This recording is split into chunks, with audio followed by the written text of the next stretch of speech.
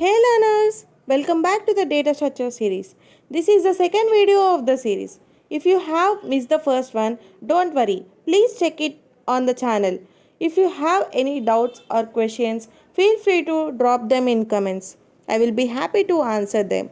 And don't forget to share it with your friends. It really motivates me to make more videos for you. Alright, now let's get into today's topic, linked list. It's also called as linear list. So what exactly is a linked list? A linked list is a collection of elements. The interesting part is that these elements are not stored in consecutive memory locations, unlike arrays. Let me break it down. When you store an integer, say the number 10, your computer assigns 4 bytes of memory for that number.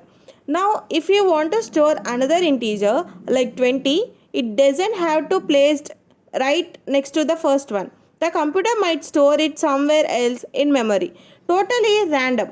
This is different from arrays where everything is stored together in sequence. But how do these scattered elements stay connected? This is where things get clever. Along with the data, a pointer is added. The pointer holds the address of the next element in the list. So even though the elements are stored in different places, they stay connected using these pointers. Alright, now let's go a bit deeper into the structure of the linked list. Each element in a linked list is called as a node, and every node has two parts, the data element and the pointer. The data element is the actual value or information that we want to store, like an integer or a character. The pointer, this doesn't store data, but instead stores the address of the next node in the list. It what keeps all the elements connected, even though they are stored in random memory locations. Now let's talk about the size of this pointer. It's typically 4 bytes in size. That might seem small, but it's enough to store the address of the next node in the list, allowing the linked list structure to continue. But how does the list know when it ends? That where the special value null comes in. The pointer in the last node of the linked list contains null. This means there is no node after it. So, list has reached its end. Alright, let's look at this image to understand the structure of linked list better. In this diagram, you can see few nodes connected to each other, forming a linked list. Let's break down what's happening. Each box you see here is a node, and each node has two parts. The left stores the data, the right contains the pointer, which holds the address of next node in the list. Look at the first node. It stores the value of 10 and its pointer has address 4900. That means the next node in the list is located at the memory address of 4900. This continues with the second node, which stores the value of 15 and its pointer points to the address of 5000, leading us to the next node. Notice how each node points to the next node in the list until we reach the last node, which stores 20. The pointer in this node contains a null value, means it's the end of the list. There is no more data after this point. At every top, you can also see the head. The head is a special pointer that always points to the first node in the list. In this case, it points to the address of 4800, where the first node with value 10 is stored. So this image shows how different nodes are connected using pointers, even though they are stored in different places and memory locations. Now that we understand the basic structure of linked list, let's talk about how to declare one in a program. Declaring an array is pretty simple, right? It's just one type, like integers or float. But a linked list is a bit different because it contains two parts. One part stores the actual data, the other part is a pointer that holds the address of next node. To declare a linked list, we use something called a structure, which is user-defined data type in C. Here how we can define a node of linked list using a structure. Let's break this down. We have created a structure called node. Inside this structure, there are two variables in data. This is where we store the actual information like value of the node. Start node next. This is the pointer to the next node. It helps us to link the nodes together. So with this declaration, we now have a blueprint for a node in our linked list containing both the data and pointer to the next node. Now that we know what a linked list is and how we declare it, let's talk about why we use a linked list instead of an array. Here are some key advantages. First one is dynamic size. Unlike arrays, which have a fixed size, linked list can grow or shrink as needed. This flexibility is really useful when you don't know how many elements you need ahead of time. Second one is efficient insertion and deletion. If you need to insert or delete elements at the beginning of a linked list, it's super fast. Just big O of one-time complexity. That means no matter how long the first list is, it takes the same amount of time.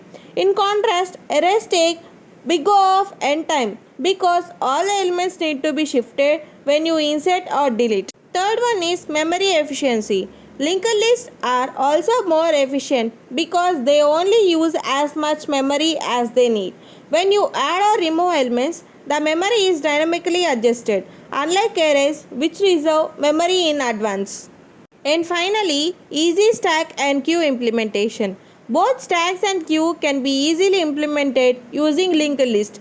This makes linked list a really handy tool when working with these data structures. Now that we have covered the advantages of the linked list, it's important to also talk about some of the disadvantages.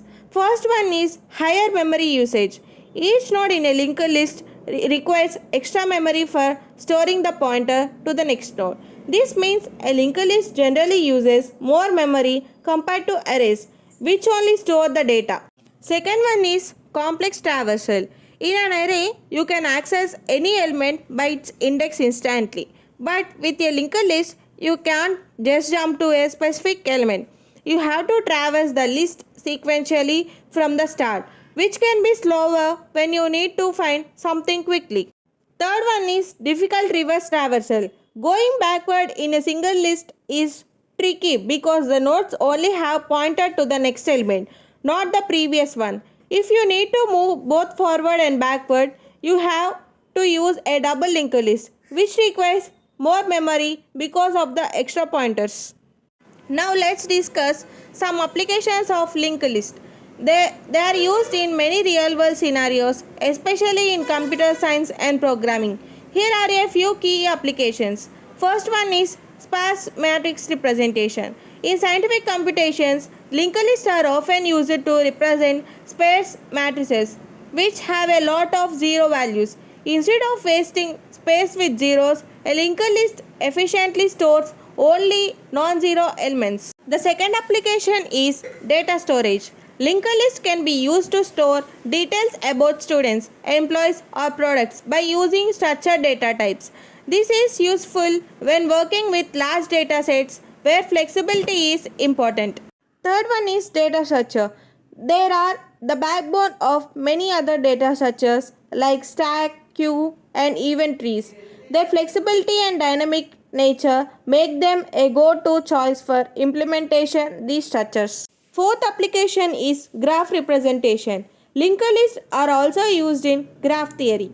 They help in representing graphs using adjacency list, where each node represents a vertex and the linked list connects to the other vertices it shares an edge with. Fifth application is hash table implementation. When collisions happen in hash tables, linked lists are used to store multiple elements at the same index. This is called chaining, and it's very common way to handle hash collisions. Sixth one is dynamic memory allocation.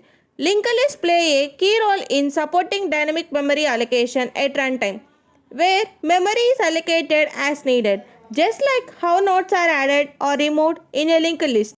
These are just a few examples of how linked lists are applied in various fields.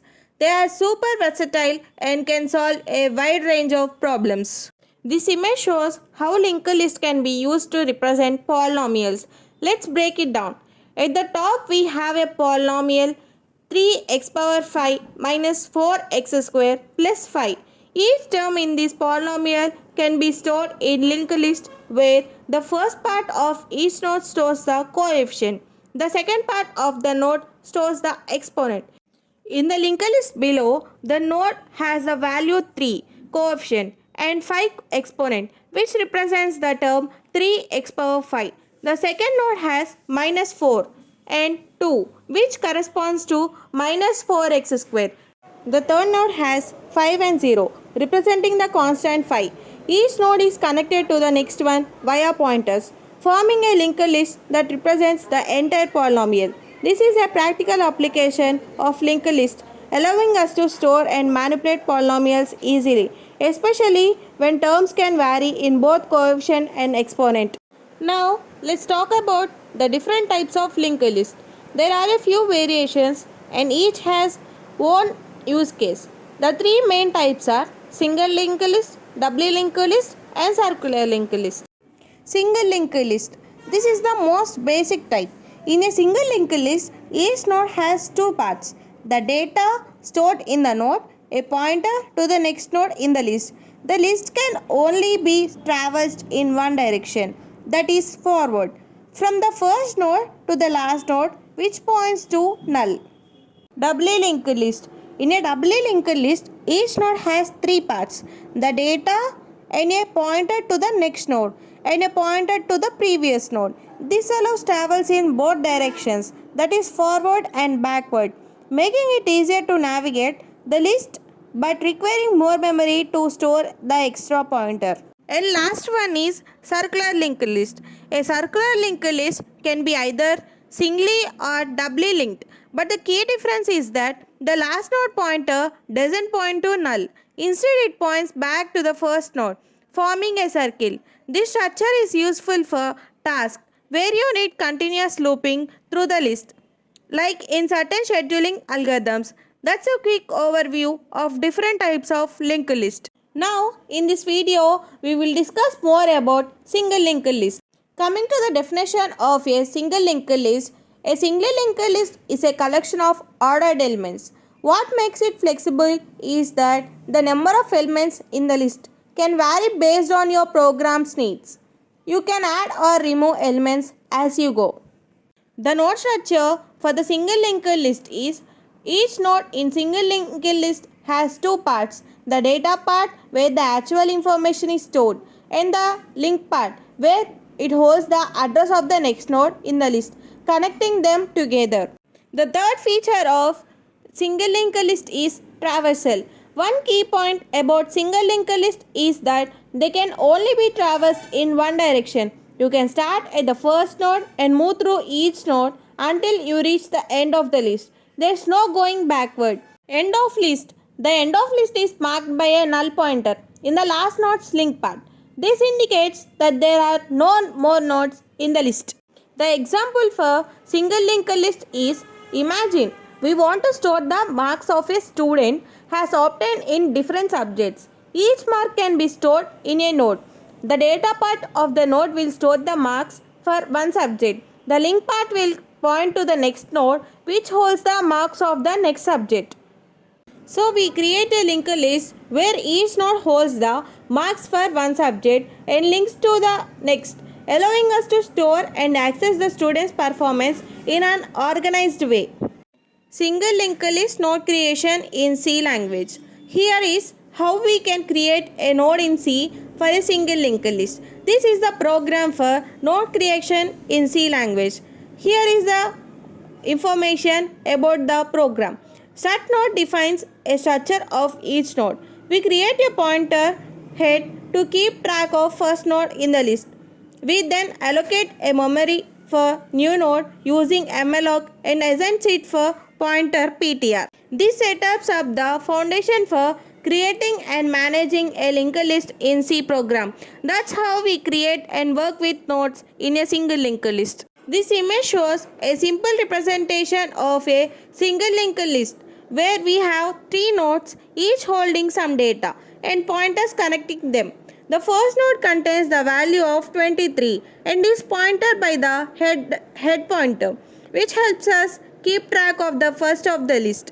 The node's link part points to the second node. The second node contains the value of 34. Its link part to the third node containing the chain. The third node contains the value of 90 and its link part contains null pointer. This indicates that this is the last node in the list. In a single linked list, we can only move in one direction. Starting from the head, and traversing through each node until we reach the last node, which points to null. This structure mirrors the code example of above, where each node has data part and a pointer to the next node, forming a linear list of elements. Now let's see some common operations that can be performed on a single linked list. These operations help us manage the data stored in the list. The main operations are insertion, deletion, traversing, and searching. Insertion is the process of adding a new node to the linked list. We can insert a node at the beginning, at the end, or at specific position within the list. Deleting a node involves removing a node from the linked list. We can delete the first node, the last node, or a node from a specific position in the list. Traversing means going through each node in the linked list, starting from the head and following the links until we reach the last node. This is useful when we need to process or print all the elements in the list. And the fourth operation is searching. It involves looking for a specific data value in the linked list. We start at the head and move through each node until we find the desired value or reach the end of the list. These are the basic operations you can perform on a single linked list to manipulate the data it holds. Now, let's discuss the working procedure for insertion at the beginning for single linked list. The first step is allocate memory for the new node and assign the data you want to store in it. Here is how you do it in C. The explanation for the 2 lines of code is this creates a node and stores your data and allocates memory for it. The second step is set the new node's next pointer to point to the current head of the list. The following code helps us to connect the new node's rest of the list by making its next pointer point to the current head node.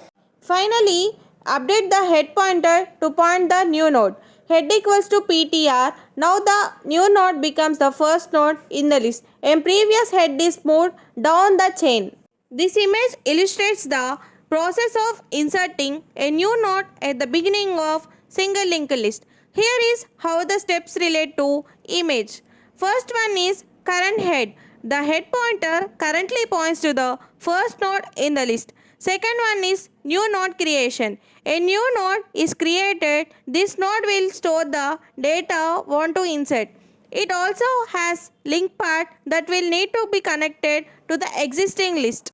Third one is new link setup. The link part of the new node is updated to point the current head. This action is shown as PTR arrow mark next equals to head. Now the new node points to the node that was previously the first in the list. Finally, the head pointer is updated to point the new node. Head equals to PTR. The new node is now the first element in the list and the previous head has been shifted down the chain.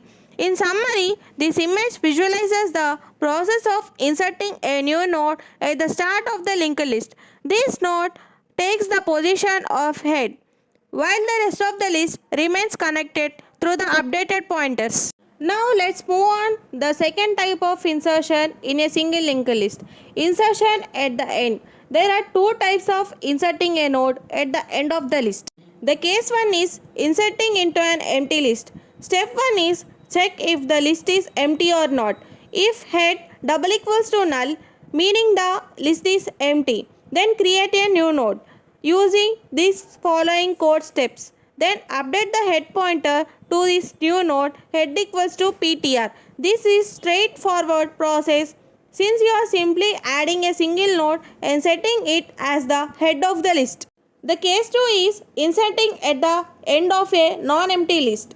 If the list already has elements, follow these steps. First one is traverse the list to find the last node. These 2 lines of code helps to take to the last node which currently points to the null node. Then second step is create a new node and link it to the last node. These 2 lines of code adds the new node at the end of the list and updates the next pointer of the last node to point to this newly created node. In this image, we are visualizing the insertion at the end of a non-empty list. The head pointer currently points to the first node. We start from the head and move through the list using temp pointer. The second node is the current last node, labeled as temp. It's indicated with a dotted line at the end to show it currently points to null. A new node is created. This node will be added at the end of the list. We then link the last node to this new node by updating temp arrow mark next equals to ptr. Finally, the new node's next is set to null to indicate the end of the list. In summary, this diagram shows how we find the last node in a non-empty list and insert a new node at the end of the list, updating the necessary pointers. Coming to the last type of insertion, that is insert after a specified node. In this, the first step is to traverse to the specified node.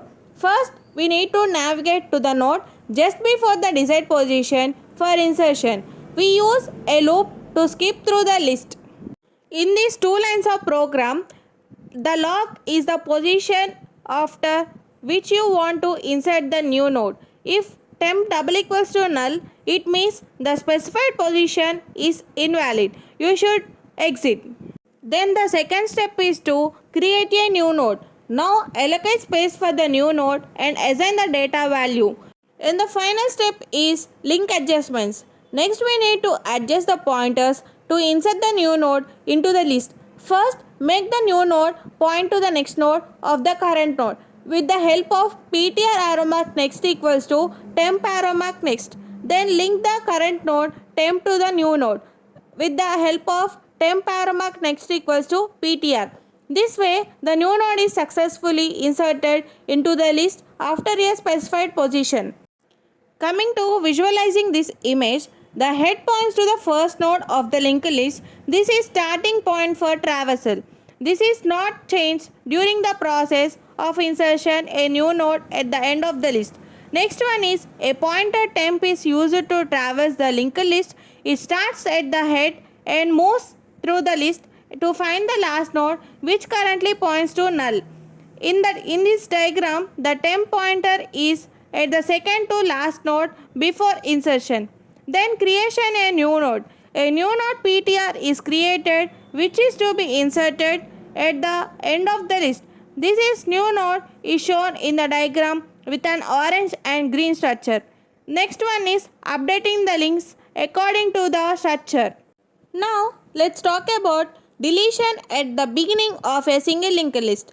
Deleting a node from the beginning is one of the most straightforward operations, but you need to ensure you are handling the memory correctly.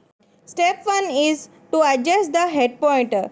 First, we need to update the head pointer to point to the next node in the list. This is how we detach the first node from the list. Using these two lines of code, ptr temporarily holds reference to the node that is about to be deleted.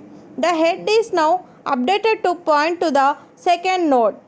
The second step is free the deleted node. After adjusting the head pointer, we need to free the memory allocated to deleted node. Free ptr. This step important to avoid memory leaks as the node is no longer part of the list and its memory should be deallocated. This diagram illustrates the process of deleting a node from the beginning of a linked list. The step 1 is initially the head pointer points to the first node, this node that will be deleted. The head pointer indicates the starting point of the list and its position will change after the deletion. And second step is pointer assignment. A temporary pointer is used to store the current head node. This is done because we need to update the head pointer and free the memory of the node being deleted. So ptr equals to head, where ptr holds the reference to the first node. The next step is updating the head pointer. The head pointer is updated to point to the next node in the list, skipping over the node to be deleted. In this diagram, the next node becomes the new node.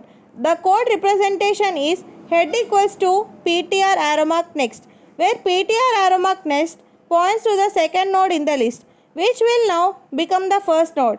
Fourth step is freeing the deleted node. Once the head is updated, the memory occupied by the old head node is freed to avoid memory leaks. The operation free PTR releases the memory allocated for the old head node, completing the deletion process. Now we will see deletion at the end of a single linked list. This operation can vary slightly depending on how many nodes are present in the list. There are two cases to delete the node at the end. Case 1 is deleting the only node. If the list has only one node, we need to handle it slightly different. Check if the head points to only node. Deleting the last node when more than one node exists. If there are multiple nodes in the list, we need to find the last node as well as the second to last node.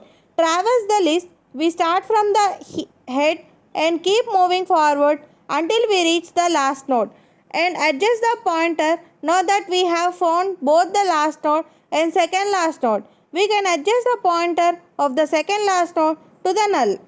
This image illustrates the deleting a node from the last. Now we will discuss deletion after a specified node in a single linked list. In this, the step 1 is to traverse specified node. To delete a node after a specific location, we first need to locate that position in the list. We will use two pointers, PTR and PTR1. PTR will point to the node that we want to delete. PTR1 will point to the node before PTR. Here we have to note one thing. If PTR is null, it means we have reached an invalid position. So we should exit the function. Next, after locating the specified node and its previous node, we need to adjust the pointers. Make the next pointer of PTR1 point to the node after PTR. Then finally we need to deallocate the memory of node that we want just removed. This image is the illustration for deletion a node at a specified position. Coming to the third operation in single linked list is traversing. In traversing, the first step is to start at the head. To begin the traversing, we need to set our pointer PTR to the head of the list. The second step is visit each node until the end. We then enter a loop that continues until we reach the end of the list. The end is indicated by a null pointer. Inside the loop, you can perform any desired operation such as printing the node's data or checking for a specific value. Here is how the loop works. See the code below. The last operation in a single linked list is searching. In this, the first step is start traversing the list. First, we need to set our pointers PTR to the head of the list and start traversing through each node. PTR equals to head. Then compare each node's data. As we traverse, we compare the data in each node with the target element we want to find. We can do this using a loop. The third step is handle the element not found case. If we reach the end of the list without finding the target element, we can return a message indicating that the element was not found. That wraps up our discussion on single linked list implementation, insertion, deletion and searching operations on linear list. If you found this helpful, please like and share it with your friends. Your support really motivates me to create more content like this, and don't forget to subscribe to the channel for more videos. In our next video, we will be discussing the complete program of linked list. So stay tuned. Thanks for watching. I will see you all in my next video.